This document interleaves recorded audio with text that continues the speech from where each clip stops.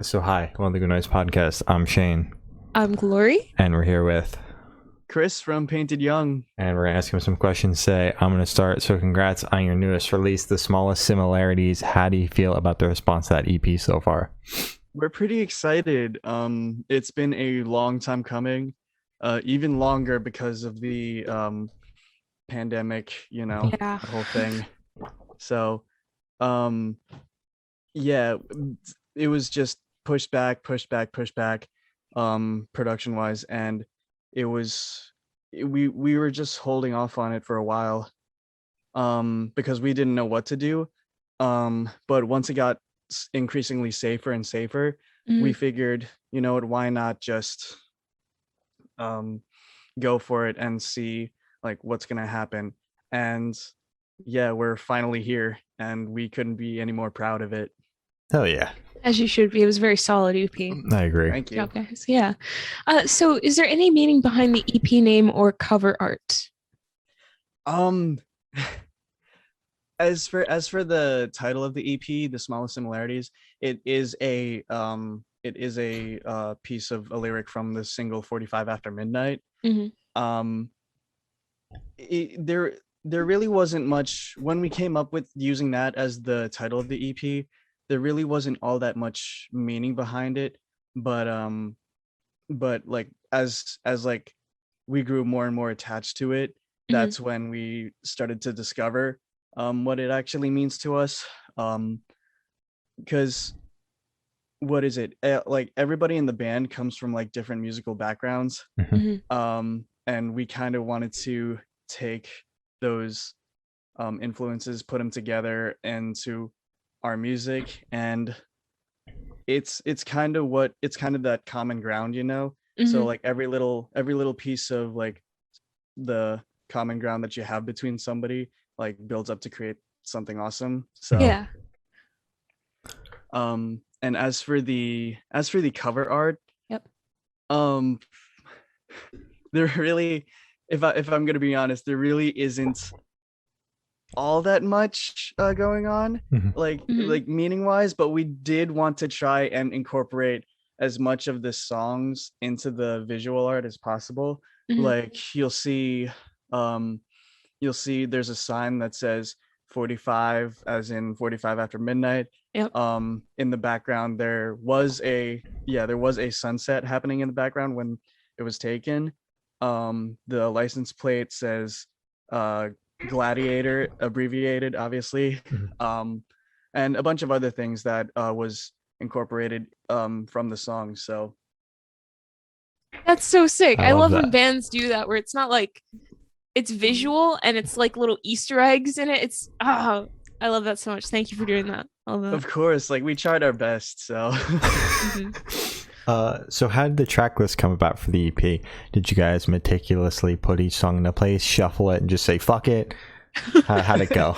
um for me, like my idea of the track list was going to be different, but Ray brought up a cool idea of how like the subject matters of each song can somewhat tell a story, you know. Mhm. 45 After Midnight, say the lyrical content, you could say you're on a first date or something, nothing but the best, you're so in love with this person, and so on and so forth. um and by the time you get to OMG, um breakup ends badly. Mhm. Yeah. And whatnot. And then Sunset being the last song, it's just the, you know what, I'm just gonna have a good time, I'm gonna drink my sorrows away, you know. Yeah. Yeah. But yeah, like it in that sense, it kind of does tell like a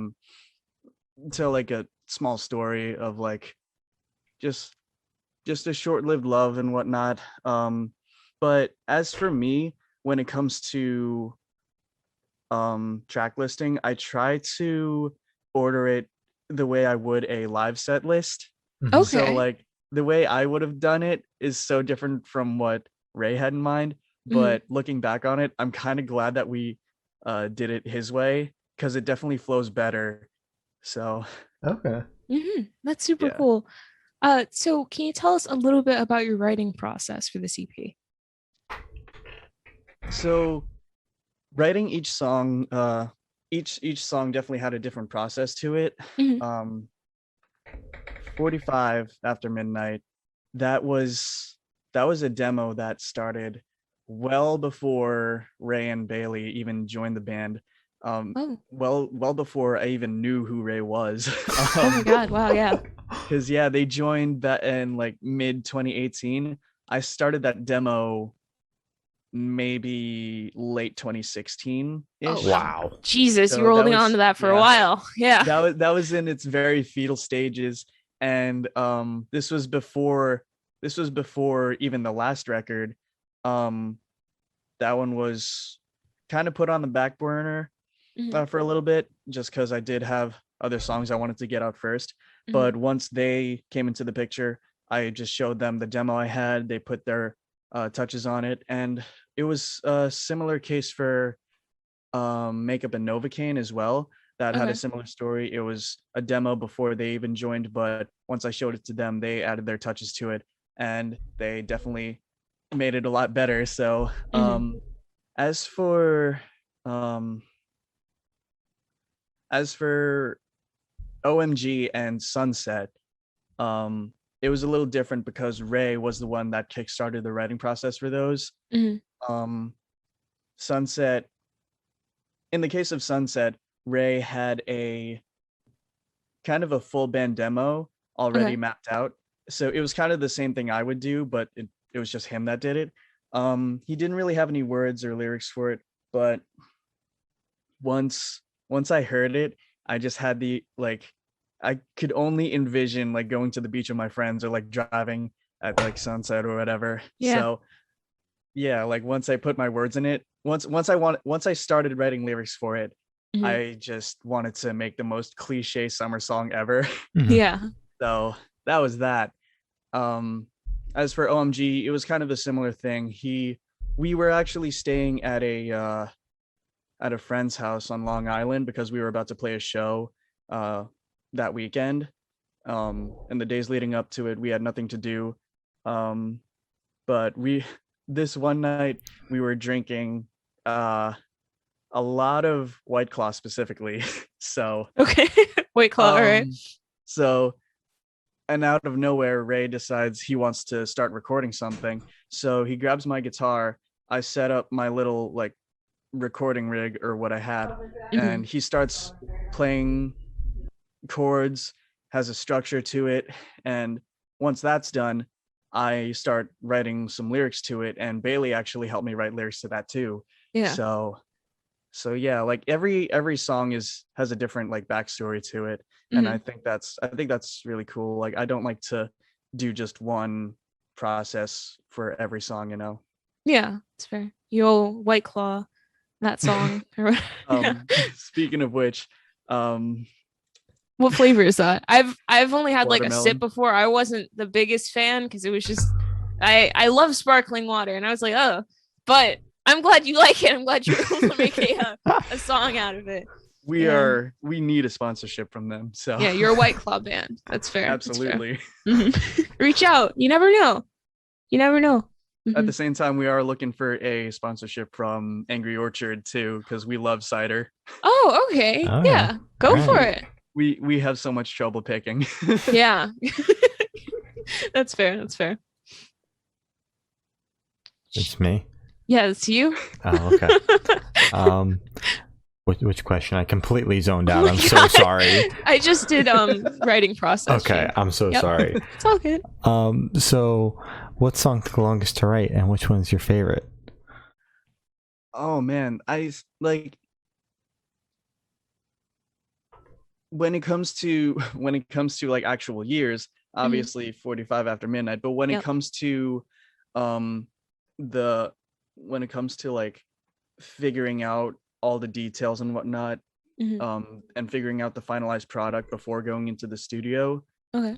I would say I would probably say We've Stopped Time was probably the longest to write, because there was a period where we thought we were done Mhm. with our demo version of it, but there was just still something missing, and we could not figure out what it was. Mhm. And we spent so many practices working on that song, like just trying to tweak it, coming up with different parts, trying like maybe a different song structure, maybe key change, whatnot. Yeah. That was not going to work. But and the, and what was it? The week before we were supposed to go into the studio to record that song, we figured it out, like that bridge part, where it's kind of like a drum break for Bailey, while we're like reprising the verses. Mhm. That part was still like very much up in the air.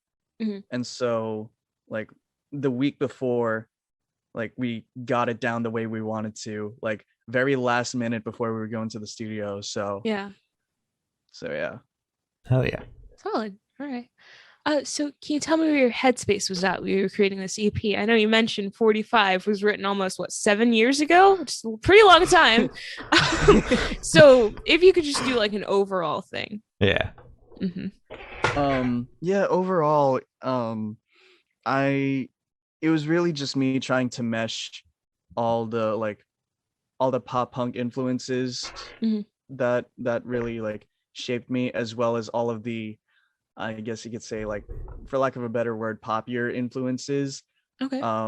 Because I'm very huge into like All Time Low, State Champs, all that stuff. Meanwhile, I'm also into Owl City, the 1975, Oh, Porter honestly, I haven't Robinson. heard that in a while. Mhm. Yeah. But yeah, like it was just a matter of like trying to mesh all of that together. Mhm. And I do think I do think having Bailey and Ray, like I mentioned before, some of these songs were started before they joined the band. Mhm. Having them come in, they definitely took that goal, like they definitely made that goal their own. And Yeah. it I just like zoomed right into it, because they knew what I was aiming for, and they made it even better than what I was aiming for. So it's really just trying to make feel good songs, as well as something like personal but relatable as well. Yeah. I'm sure a lot of artists will say that, like, everything, like all lyrics and whatnot, come from like a personal experience, or at least some form of it. And at the same time, you do want it to be relatable to the listener. So yeah, All right. I just want to like make music that makes other people feel good. So Yeah. Mhm. It's very wholesome. Sorry. So this question should be super, super quick. Off the top of your head, I want you to describe the CP for new listeners in 3 words. No more, no less. oh man, Supposed to be that's quick. actually pretty tough. Yeah, quick. Doo-doo-doo.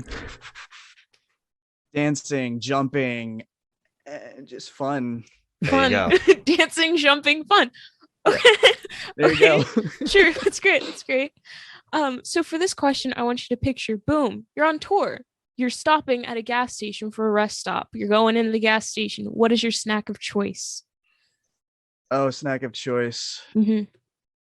It's either the healthier option, just a bag of salty pretzels. Okay. I'm a simple We guy. just got pretzels today. Yeah. Yeah. Nice. Either that, or the more dangerous bag of jalapeno kettle chips. Oh my God. You're playing Yeah. with fire Those are there. good. Yeah, Yeah. exactly. Yeah. You got an Wow. off day? Is that on the off day? Okay. Okay, good. When you can spare your stomach. Exactly. So Yeah. what is your favorite memory from while creating the CP? Oh man, the creation of this EP was very, very memorable, if I'm gonna be honest. Mhm. Just because every time we went into the studio to record, we recorded our EP at Audio Pilot Studio with our producer Rob Freeman. Mhm. Anytime we went up to the studio, something bad happened, like literally Oh. every single time. So like That's fun. And the thing is, like, what it was just by pure chance, like Mhm. just pure coincidence. And what is it? First session we booked with him. First recording day was fine. Second day, that morning, Bailey was hunched over the toilet in pain because he was trying to pass a kidney stone. Oh my God. Yes. And so, yeah, we took him to the hospital. Yeah. And by the end of the day, he got to come back and hear the finished product while Ray and I were in the studio. So, second session, we, like, again, second day, in the middle of me doing a guitar take, Mhm. storm passes over the studio, knocks out our power. So that's that. Yeah. And third session, what is it? We were booked to record, I believe, in January. That's when the final session was going to be. Mhm. All three of us ended up getting COVID. Oh. Oh my God. Yeah. So we had to reschedule it to February, I think it was. So yeah, like that's Wow. that's luck right there. Yeah. So Wow. yeah, very memorable recording process. For Definitely. sure. But is that your favorite memory of It all the definitely bad things happening? it's definitely a fun story to tell. Yeah. So Okay. Okay. which is kind of why, like, in the moment it was like it was Why is this obviously happening? Mhm. Yeah. like it was just like, oh, pure luck right here. Mhm. But yeah, like looking back on it, it's definitely like I'm not sure any recording process is going to be that eventful ever again. Yeah. So Hopefully. I mean, I hope not. Hope you guys don't get COVID all at the same time. Somebody has to pass a kidney stone and you guys lose power again, because that would suck. all in one day. It might just be time to pack it up, call Exactly. it quits. Yeah. Just start a new band under a different name. Yeah. So this question is going to be just short and sweet. What song do you wish you wrote? Oh man. Mhm. That song actually, I'm sorry, that answer actually changes almost every day for me, if I'm going to That's be fair. honest. At the moment, I think today, there's a electronic artist called Porter Robinson. Mhm. He recently put out a record called Nurture, and there's a song on there called Blossom. Mm. It is one of the most beautiful, most vulnerable love songs that I've ever heard. Mm. And I am so jealous of him. I wish I had written something like that. Okay. All right. I've heard a good. lot about that Porter Robinson record and just Mhm. haven't checked it out yet. Mhm. I will say, for those who don't really know about him, it takes a little while to get used to, but like you a couple listens later, you kind of like understand a little bit more about him. So I feel like that's the thing for most electronic artists, though. Yeah. Yeah. yeah. And it's different too, because this record is not, it's far different from his last one. There's not a lot of, like, bass drops, or like, it's not like his previous dubstep stuff. Yeah. It's Okay. more emotional, it's more like pop structures. So That sounds pretty funky. So for the last couple of questions, we're going to shift away from music, if that's okay with you. Yeah. All right. So if you could be one animal for the rest of your life, which animal would you be? oh man. If I could be just one animal for the rest of my life, I Yeah. would be those they're found in Australia. It begins with a Q. Those like little adorable, like rodents that are like always smiling, just because that's how their facial structure is. Like, it's just the most adorable little thing ever. The quokka.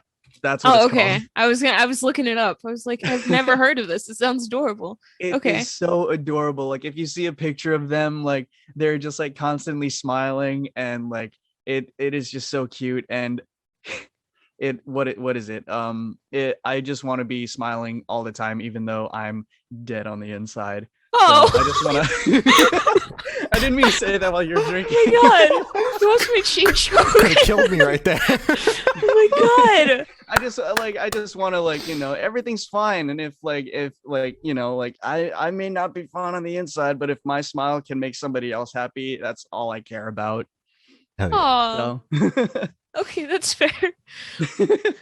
it's a little dark, but But it's fine. It's great. It's fine. So if you could only listen to one song for the rest of your life, which song would it be? oh man, it's definitely got to be one that I can sing along to. Hmm. I don't know why, but the one song that keeps coming back to me is "Take What You Want" by One OK Rock, featuring Mm. 5 Seconds of Summer. Mhm. So true. Yep. So it's so fun to sing. It's really emotional too, just a lot of high energy as well. So Hmm. it's pretty much everything I want to create. Yeah, Okay. that's fair.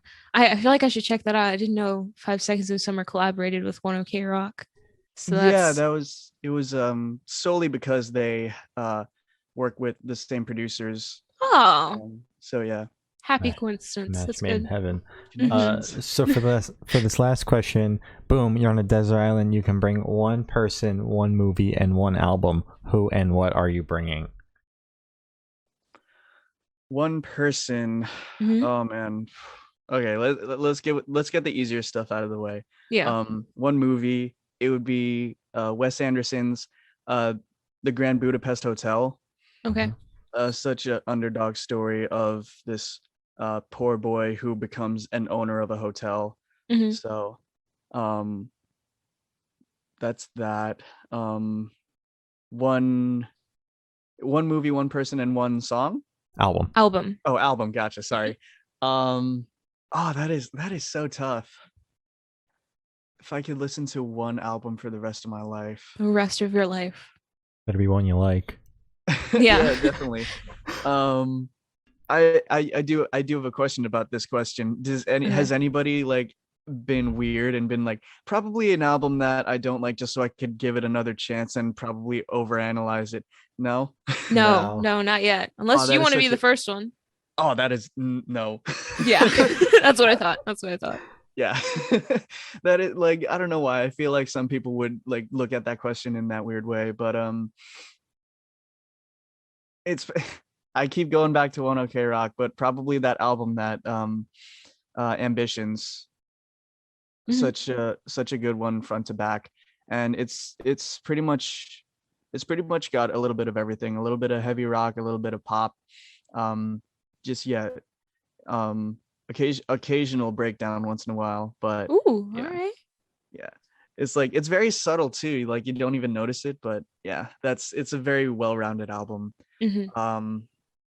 Person. One person, that Yep. is so tough. Yeah. You could take a pet if you want. We've allowed pets. Man, Mhm. my dog hates me. Oh, I'm sorry. I love her, but she doesn't hate me, but well, I obviously can't say my crush because things can end so badly there. Yeah.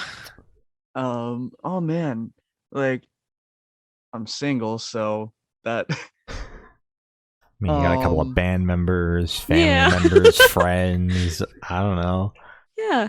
famous people. what are friends? Yeah, I feel the same way. What are those things called, friends, you say? Somebody brought Um, Gordon Ramsay, so Oh wow. Mhm. Actually, you know what? I would probably bring my best friend, who is also named Chris. He is actually ex-member of the band. He Mhm.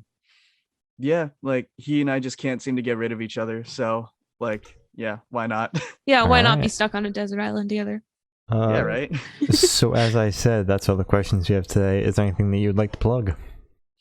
Go stream The Smallest Similarities wherever you get your music: Spotify, Apple, Deezer, whoever uses Deezer. I don't know anybody who uses Deezer, but it's there, right? Yeah, right.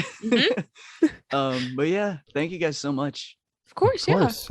Thank you for sitting down with us. It's been Chris from Painted Young, and we're the Good Noise podcast.